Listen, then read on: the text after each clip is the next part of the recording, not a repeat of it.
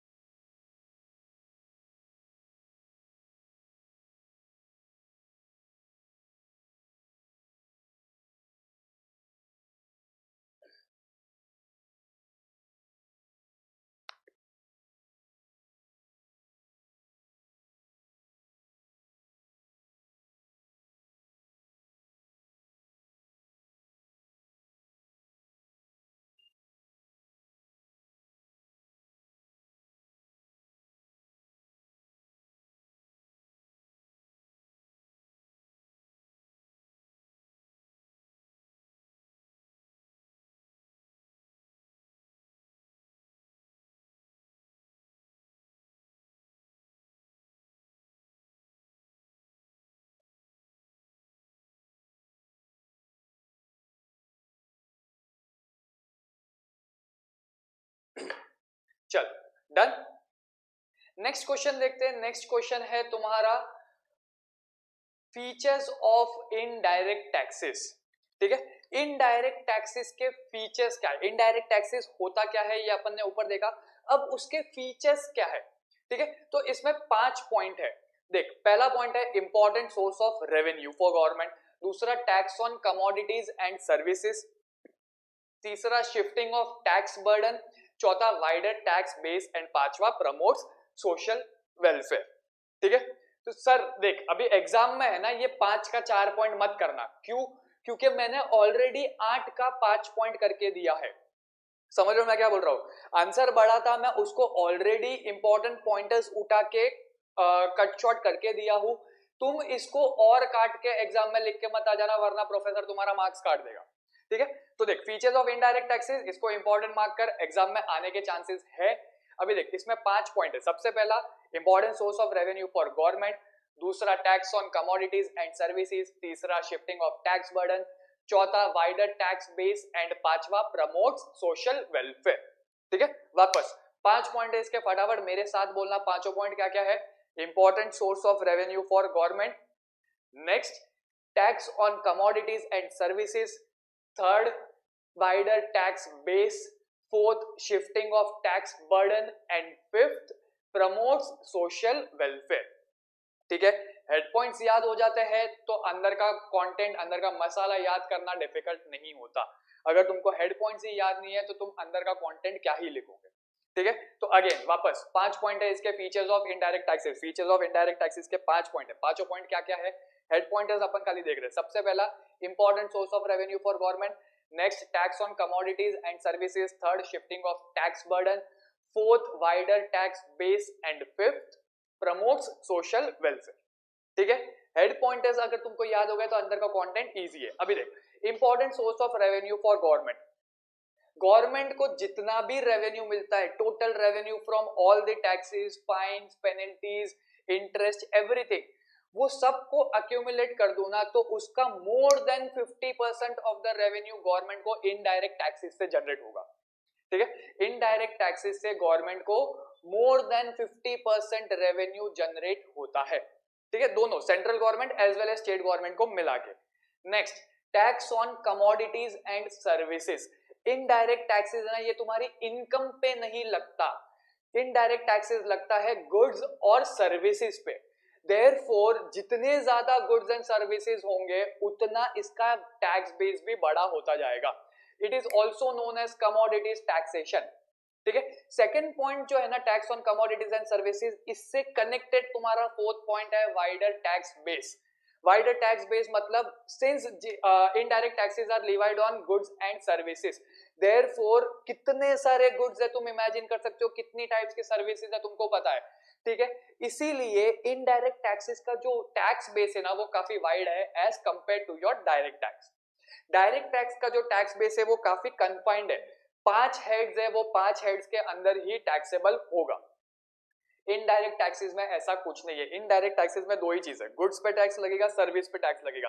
अब भाई हजारों टाइप्स के गुड्स बनते हैं, हजारों टाइप की सर्विसेज प्रोवाइड होती है, देयरफॉर इनडायरेक्ट टैक्स का जो टैक्स बेस है वो काफी वाइड हो जाता है। ठीक है, third point shifting of tax burden. Shifting of tax burden, again मैंने तुमको जो एग्जांपल दिया था वही वापस लेते हैं। मैन्युफैक्चरर से होलसेलर, होलसेलर से रिटेलर, रिटेलर से एंड कंज्यूमर। तो इस केस में मैन्युफैक्चरर क्या करता है, अपना जो टैक्स बर्डन है वो होलसेलर पे डाल देता है, होलसेलर से टैक्स कलेक्ट करके गवर्नमेंट को देता है। होलसेलर क्या करता है, अपना जो टैक्स बर्डन है वो रिटेलर पे डाल देता है, रिटेलर से टैक्स कलेक्ट करता है और गवर्नमेंट को देता है। रिटेलर क्या करता है, अपना जो टैक्स बर्डन है वो एंड कंज्यूमर पे डाल देता है, एंड कंज्यूमर से टैक्स कलेक्ट करता है और गवर्नमेंट को देता है। तो इस केस में अल्टीमेटली टैक्स कौन बेयर करेगा, जो गुड्स या सर्विसेज को कंज्यूम करेगा। ठीक है, जब तक उसका सप्लाई हो रहा है तब तक टैक्स बेस आगे शिफ्ट होता जाएगा। सप्लाई चेन के एंड में जब कोई बंदा गुड्स या सर्विस कंज्यूम कर लेता है तो उस केस में टैक्स बर्डन भी उसी को बेयर करना पड़ता है। ठीक है, और लास्ट पॉइंट है प्रमोट्स सोशल वेलफेयर।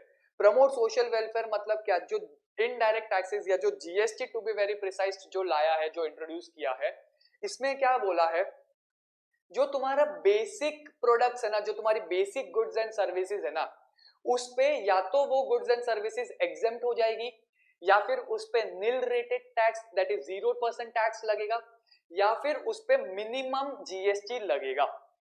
वहीं पे जो तुम्हारे सिन प्रोडक्ट्स है, मतलब जो तुम्हारी टोबैको एंड टोबैको सब्स्टिट्यूट हो जाते हैं, एल्कोहलिक प्रोडक्ट्स हो जाते हैं, नार्कोटिक सब्सटेंसेस हो जाते हैं, ठीक है, इन सारे प्रोडक्ट्स पे सॉरी, इन सारे प्रोडक्ट्स पे हाईएस्ट टैक्स रेट लगाया है। क्यों हाईएस्ट टैक्स रेट लगाया है? सो दैट तुम उसका कंजम्पशन एकदम लिमिटेड एंड जितना यूज्ड है उतना ही करो। समझ में आया? तो इससे क्या होता है, इससे जो सोशल वेलफेयर है वो प्रमोट होता है। गवर्नमेंट क्या बोलेगा, बेसिक चीजें जो भी है ना वो तुम बिना डरे उसका यूटिलाइज करो, उसका बिना डरे कंजम्पशन करो, उस पे जीएसटी या तो नहीं लगेगा या एकदम मिनिमम लगेगा। लेकिन जो नशीली चीजें हैं, नशीली प्रोडक्ट्स है, उस पे भैया हम जीएसटी ज्यादा चार्ज करेंगे। क्यों? ताकि तुम उसका एकदम लिमिटेड यूज करो, जितना जरूरत है उतना ही यूज करो। इससे समाज में जो वेलफेयर है, सोशल वेलफेयर है, वो बना रहेगा। समझ में आ गया? तो इनडायरेक्ट टैक्सेस के फीचर्स ऑफ इनडायरेक्ट टैक्सेस का अगर तुमको क्वेश्चन आता है तो तुम्हारे दिमाग में 5 पॉइंट चमकना चाहिए। ठीक है, सबसे पहला important source of revenue, more than 50% revenue is generated to government through indirect taxes. Next, tax on commodities and services. GST या इनडायरेक्ट टैक्सेस जो भी है वो किस पे लगता है? Supply of goods and supply of service पे लगता है। Therefore it is also known as commodities taxation. ठीक है। Third, shifting of tax burden. Supply chain में जब तक गुड्स या सर्विस फाइनली कंज्यूम नहीं हो जाते तब तक जो टैक्स इंसिडेंट या टैक्स बर्डन है वो शिफ्ट होता रहेगा। Tax burden is to be ultimately borne by end consumer. ठीक है। Next, wider tax base. Because indirect taxes are levied on goods and services, इसका जो टैक्स बेस है वो काफी वाइड हो जाता है। क्यों? Because there are n number of goods and n number of services in the market. समझ में आया? And last, promote social welfare. Promote social welfare मतलब क्या? जो तुम्हारे बेसिक प्रोडक्ट्स है उसका कंजम्पशन तुम बिना डरे कर सकते हो, वो या तो जीएसटी से एग्जम्प्ट हो जाएंगे या फिर एकदम मिनिमम टैक्स लगेगा। लेकिन जो तुम्हारे सिन प्रोडक्ट्स है, tobacco, tobacco substitutes, alcoholic products, ठीक है, उस पे जीएसटी हाईएस्ट टैक्स रेट लगता है ताकि तुम उसका जो यूज है वो एकदम लिमिटेड रखो और जितना जरूरत है उतना ही करो। ठीक है। इधर एक चीज है मैंने ब्रैकेट में लिखा है वो इंपॉर्टेंट है, अल्कोहलिक प्रोडक्ट्स बोला है, लिकर नहीं। क्यों? Because alcoholic liquor is outside the ambit of GST, उस पे जीएसटी नहीं लगता। भाईला, तो दारू तो भाई फ्री, टैक्स तो लग ही नहीं रहा है तो अपन जितना चाहिए उतना पी सकते हैं। नहीं भैया, उस पे जीएसटी नहीं लग रहा, लेकिन उसकी मैन्युफैक्चरिंग पे अभी भी एक्साइज ड्यूटी लगता है और उसके सेल पे अभी भी वैट लगता है। तो भाई तुम अल्कोहल पे डबल टैक्स पे कर रहे हो, तो जितना जरूरी है उतना ही उसका यूजेज रखना। ठीक है। Also alcoholic liquor is injurious to health, do not consume, I repeat, alcoholic liquor is injurious to health, do not consume. ठीक है, थोड़ा सा ज्ञान का ले लेना। चल, features of indirect taxes 5 point है। Important source of revenue for government. Next, tax on commodities and services also known as commodity taxation. Third, shifting of tax burden. Fourth, wider tax base. And last, promotes social welfare. ठीक है, एक बार फटाफट ये answer पढ़ ले, इसके बाद अपन next question start करते हैं जो है तुम्हारा genesis of GST in India. ठीक है, इसको एक बार फटाफट पढ़ ले। चल,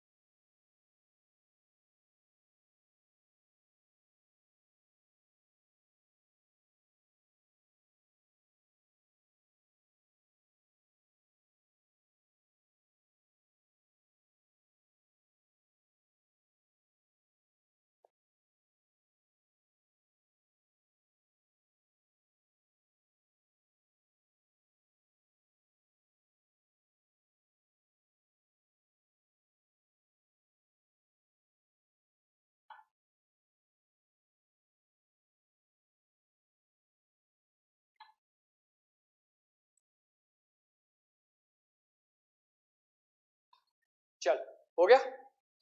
नेक्स्ट क्वेश्चन देखते हैं अपन, genesis of GST in India. Genesis of GST in India में 5 पॉइंट है। ठीक है, इसमें बोला क्या है कि भाई जीएसटी स्टार्ट कैसे हुआ, उसका इंप्लीमेंटेशन कैसे हुआ, वो इंडिया में इंट्रोड्यूस कैसे हुआ, कब हुआ और क्यों हुआ। ठीक है। तो देख पहला 2 पॉइंट है ना, पहले दो पॉइंट में क्या बोला है, खाली डेट्स दी हुई है कि भाई जीएसटी कब आया, उसका स्टार्ट कब हुआ। तो सबसे पहले वो स्टार्ट हुआ था 2014 में वाया 122nd अमेंडमेंट बिल 2014। ठीक है। लोकसभा में वो पास कब हुआ, लोकसभा में वो बिल पास हुआ 6 मई 2015 को। सिर्फ लोकसभा के अप्रूवल से काम होगा क्या, नहीं, पार्लियामेंट में उसको राज्यसभा का भी अप्रूवल चाहिए और फाइनली प्रेसिडेंट का भी अप्रूवल चाहिए। तो भाई राज्यसभा का अप्रूवल कब मिला था, 3 अगस्त 2016 को। उसके बाद इसका रेटिफिकेशन हुआ, रेटिफिकेशन होने के बाद प्रेसिडेंट ने 8 सितंबर 2016 को अप्रूवल दिया एंड फाइनली थर्ड पॉइंट में दिया है 1 जुलाई 2017 को जीएसटी इंडिया में इंट्रोड्यूस हुआ। ठीक है। तो इसका जो फर्स्ट और सेकंड पॉइंट है ना, ये एक बार खाली जो बोल्ड में लिखा है वो देख लेना। इस क्वेश्चन में इंपॉर्टेंट है वो है तुम्हारा point number 3, point number 4 and point number 5। ठीक है। तो देख पहले 2 पॉइंट में क्या लिया है कि भाई लोकसभा में कब अप्रूव हुआ, राज्यसभा में कब अप्रूव हुआ, प्रेसिडेंट ने कब अप्रूव किया। 3 डेट है, लोकसभा में कब अप्रूव हुआ 6 मई 2015, राज्यसभा में कब अप्रूव हुआ 3 अगस्त 2016, प्रेसिडेंट ने कब अप्रूवल दिया 8 सितंबर 2016। ठीक है। नेक्स्ट, इंडिया में जीएसटी कब इंट्रोड्यूस हुआ, 1 जुलाई 2017 जीएसटी वाज इंट्रोड्यूस्ड। ठीक है। GST law was extended to whole of India including Jammu and Kashmir on 8 July 2017 period। ठीक है। नेक्स्ट देख फोर्थ पॉइंट क्या बोलता है, जीएसटी इंडिया में क्यों लाया, to create a unified national market, that is common national market. One nation one tax का एक कॉन्सेप्ट था, वो कॉन्सेप्ट को इंप्लीमेंट करने के लिए जीएसटी लेके आए। पहले कैसा था, एक्साइज ड्यूटी चलता था, तुम अगर सर्विस ले रहे हो तो सर्विस टैक्स लगाना पड़ता था, वैट चलता था, सेनवेट होता था। ठीक है। अब ऐसा कुछ भी नहीं है, जितने भी प्रीवियस टैक्सेस थे ना वो सारे के सारे सब्स्यूम हो गए into one tax, that is GST. ठीक है। जीएसटी लाने का मेन कारण क्या है, जो भी मल्टीपल टैक्सेस है वो टैक्सेस को कैंसिल कर दो और एक ही टैक्स रखो। अभी मैं गुड्स भी सप्लाई करेगा तो जीएसटी लगेगा, सर्विसेज भी देगा तो जीएसटी लगेगा। ठीक है, समझ में आ गया। तो फोर्थ पॉइंट क्या बोलता है, कॉमन नेशनल मार्केट क्रिएट करना था, वन नेशन वन टैक्स लाना था और जो प्रीवियस टैक्सेस थे वो सबको सब्स्यूम करके एक ही टैक्स रखना था, इसीलिए जीएसटी लाया। ठीक है।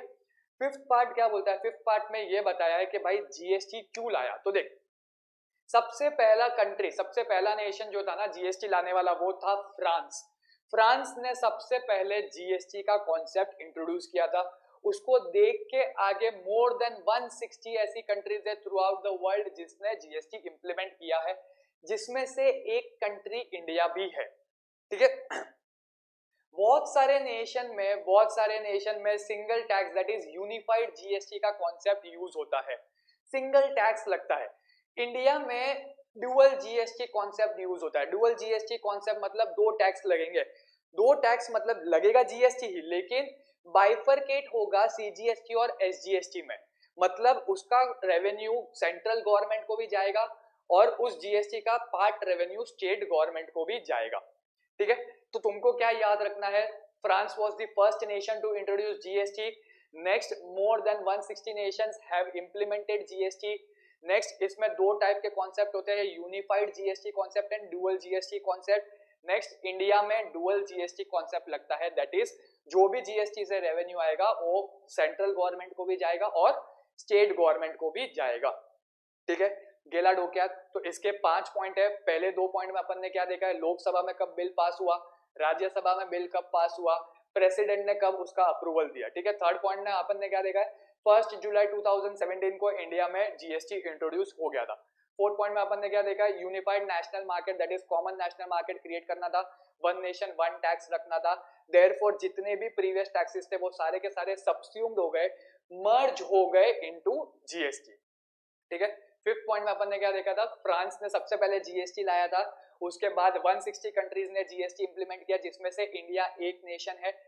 जीएसटी के दो टाइप होते हैं, that is unified GST concept and dual GST concept. India ने डुअल जीएसटी कॉन्सेप्ट अडॉप्ट किया है, मतलब जो भी जीएसटी रेवेन्यू है वो सेंट्रल गवर्नमेंट को भी जाएगा एंड स्टेट गवर्नमेंट को भी जाएगा। ठीक है। तो इधर देख, नीचे के 3 पॉइंट तुम्हारे स्क्रीन पे दिख रहे हैं, एक बार उसको फटाफट याद कर लेना। चल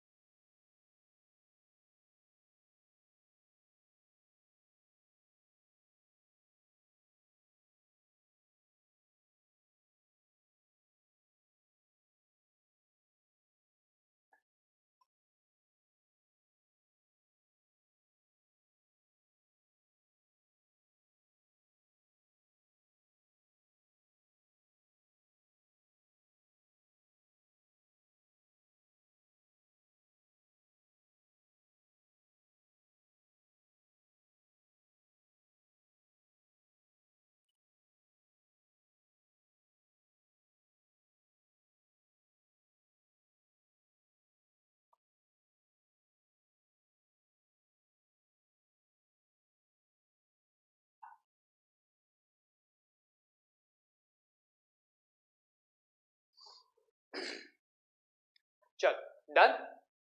देख नेक्स्ट आंसर देखते हैं तुम्हारा। नेक्स्ट आंसर है concept of GST. Next question क्या है तुम्हारा? Concept of GST. Again important है, इसको मार्क करके रखना, एग्जाम में आ सकता है। ठीक है, कॉन्सेप्ट ऑफ जीएसटी चालू करने से पहले, ये आंसर चालू करने से पहले एक चीज है जो तुमको समझानी है। तुमने अगर वो समझ ली ना तो तुमको आंसर अपने आप याद हो जाएगा। ठीक है, अभी देखो है क्या। एक वर्किंग मैंने यहां पर बनाया हुआ है, मैं इसको वापस बना दूंगा। कॉन्सेप्ट ऑफ जीएसटी क्या है वो अपन समझते हैं। ठीक है, इधर देख। चल सेम अपना वही मैन्युफैक्चरर से लेकर एंड कंज्यूमर तक का सप्लाई चेन पकड़ते हैं। देख मेरे पास सप्लायर है। सप्लायर कौन कौन है? मैन्युफैक्चरर है, होलसेलर है, रिटेलर है। एंड कंज्यूमर मेरा सप्लायर नहीं है, ये 3 मेरे सप्लायर है। ठीक है, अभी देख मैन्युफैक्चरर कितने में परचेस कर रहा है मेरे पास इसका डेटा नहीं है तो मैंने छोड़ दिया। इसका प्रॉफिट का मेरे पास डेटा नहीं है, ये भी मैंने छोड़ दिया। इसने जो प्रोडक्ट मैन्युफैक्चर किया ना वो उसने होलसेलर को 10,000 में बेचा। होलसेलर को कितने में बेचा उसने? 10,000 में। ठीक है, तो देख 10,000 में उसने जो बेचा ना उस पे जीएसटी कलेक्ट किया एट द रेट ऑफ 10%। उसने जीएसटी कितने पे कलेक्ट किया? At the rate of 10%। 10,000 का 10% कितना होता है? 1,000। मैन्युफैक्चरर ने क्या किया? सेल किया 10,000 का, ठीक है, जिसपे उसने जीएसटी कलेक्ट किया 10% के हिसाब से 1,000। ये जीएसटी पे किया, किसने पे किया? किसके जेब से गया जीएसटी? होलसेलर के जेब से जीएसटी गया। जीएसटी किसके जेब से गया? होलसेलर के। गवर्नमेंट को मैन्युफैक्चरर ने पे किया, वो बात की बात है, किसके जेब से गया? होलसेलर के जेब से गया। ठीक है, तो जो बंदा जीएसटी पे करता है, जिसके जेब से जीएसटी जाता है, वो सामने उसका क्रेडिट ले लेता है, दैट इज आईटीसी। अभी देख आईटीसी क्या होता है, कैसे लिया, क्यों लिया, ये समझना अपना मोटिव नहीं है एट प्रेजेंट। एट प्रेजेंट अपन को क्या समझने का है? कॉन्सेप्ट ऑफ जीएसटी, तो अपन उसी पे फोकस करते हैं। ठीक है, चल इधर देख, पूरा ये सप्लाई का चेन समझा। देख मैन्युफैक्चरर है, उसने प्रोडक्ट मैन्युफैक्चर किया, उसने होलसेलर को बेचा, कितने में बेचा? 10,000 में।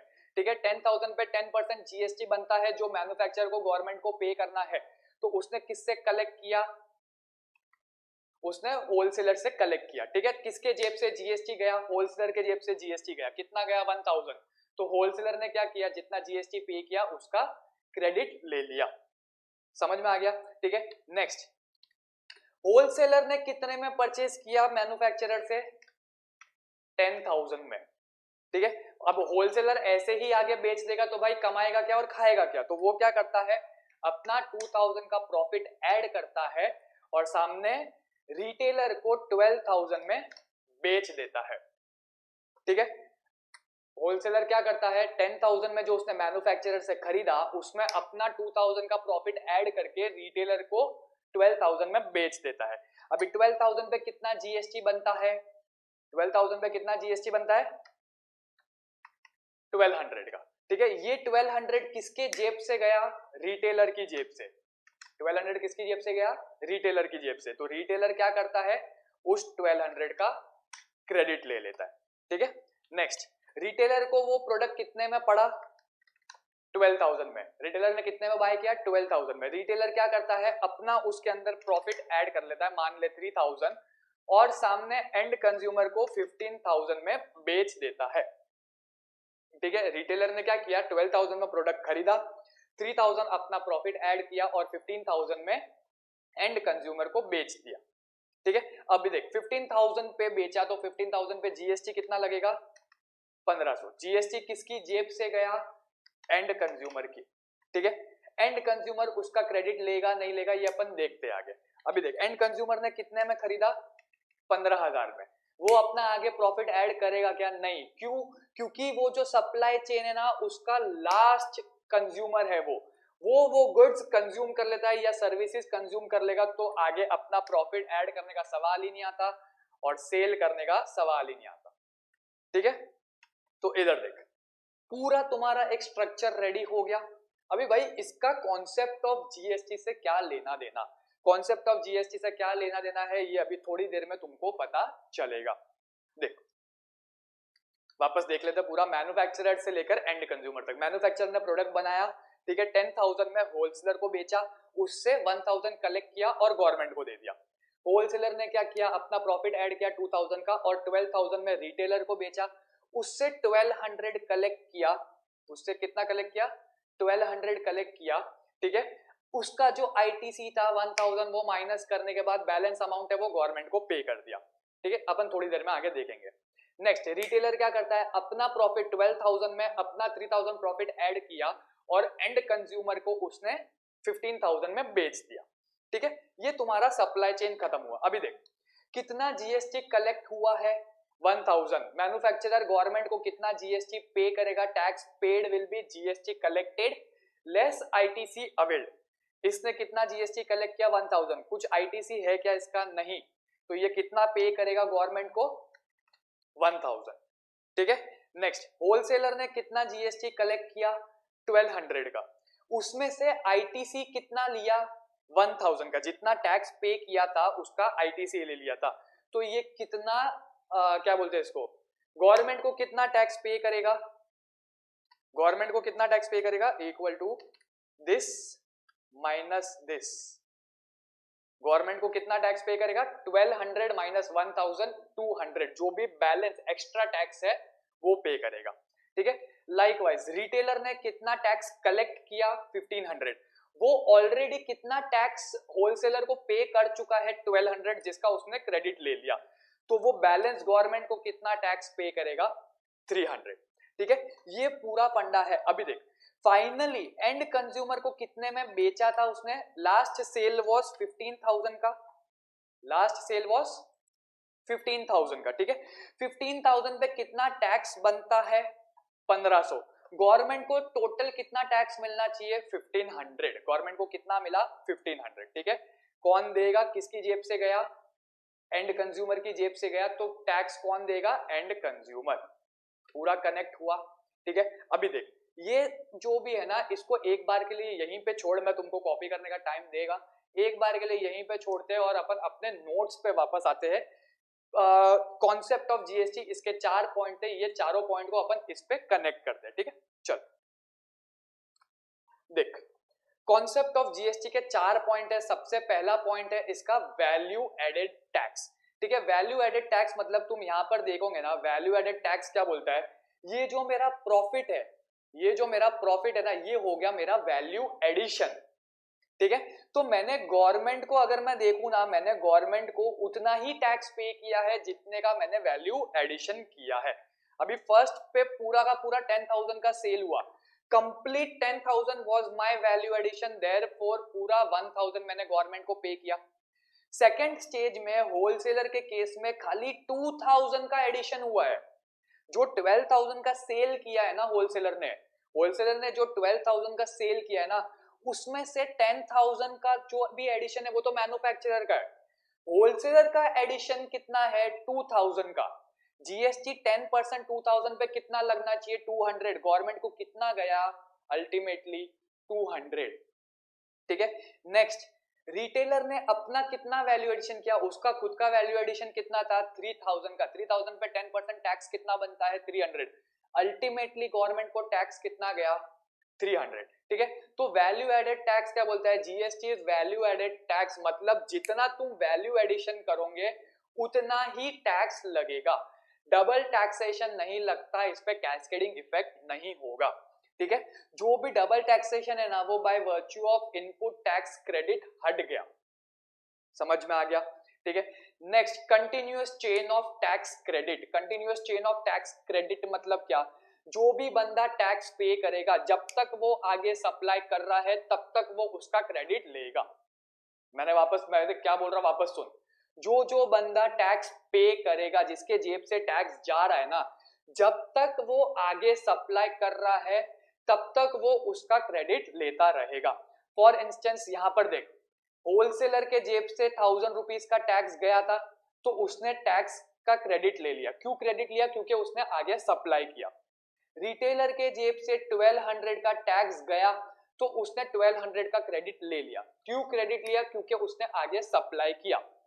एंड कंज्यूमर के जेब से 1500 का टैक्स गया, उसने क्रेडिट लिया क्या, नहीं लिया। क्यों नहीं लिया, क्योंकि उसने आगे सप्लाई नहीं किया, समझ में आया।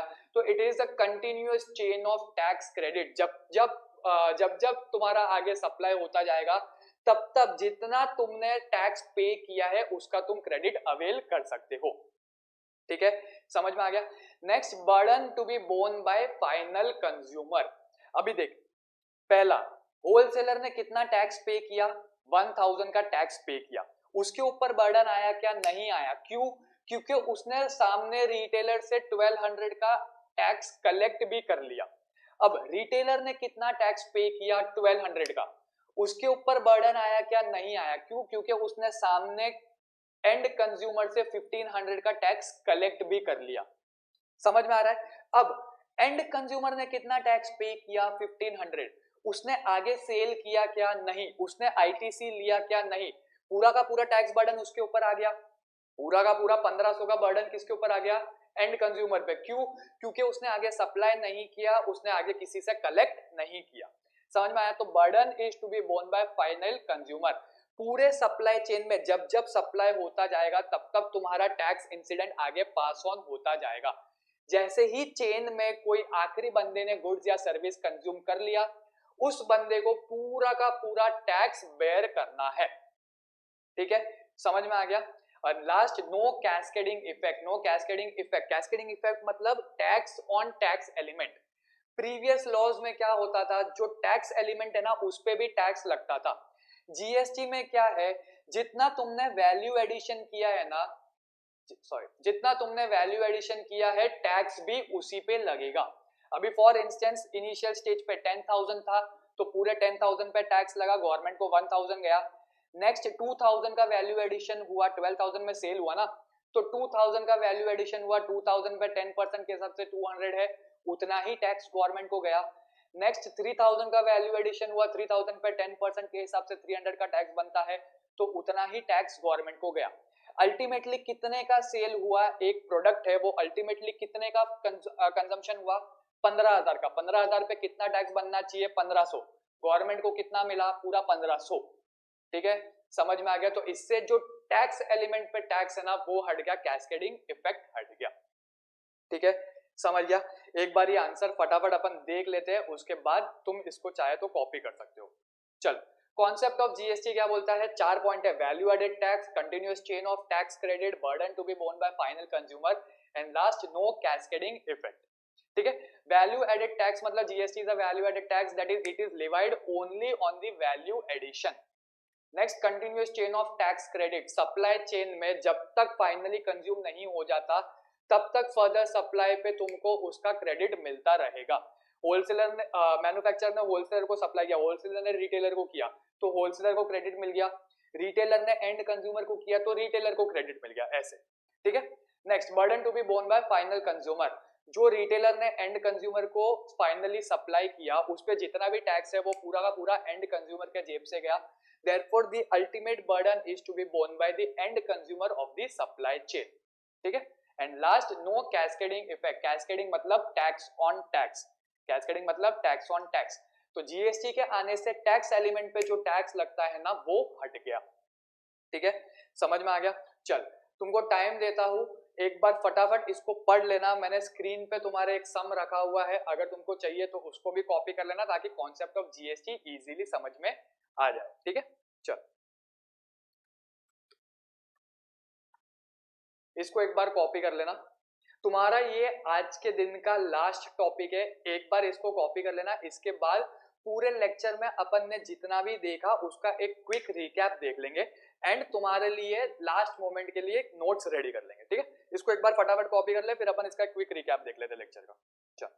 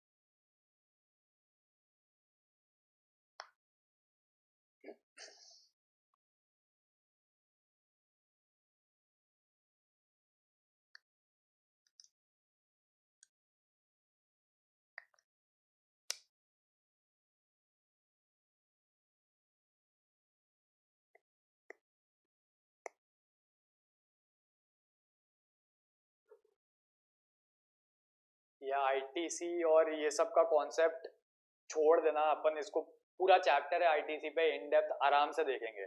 अपना मोटिव खाली कॉन्सेप्ट ऑफ जीएसटी समझना है। वो अगर तुमको नहीं समझा, उसमें अगर कुछ डाउट है तो वो अपन लाइव सेशन में क्लियर कर सकते हैं, ठीक है।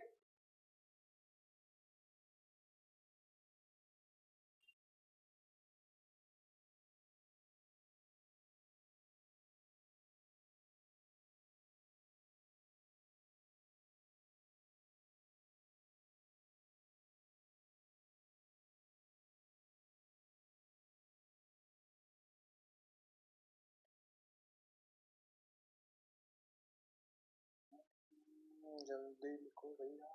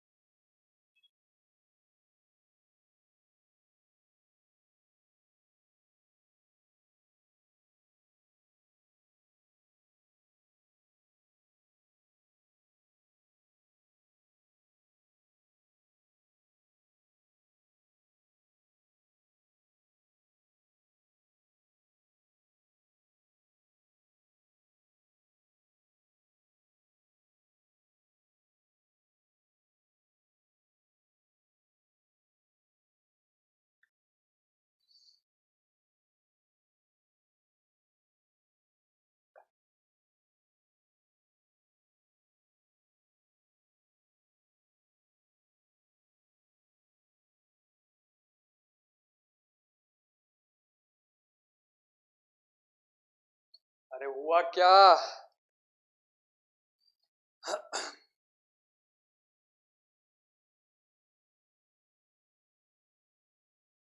चल, अगर नहीं भी हुआ है तो तुम्हारे पास एक लिबर्टी है, वीडियो को पॉज करना और इसको कॉपी कर लेना।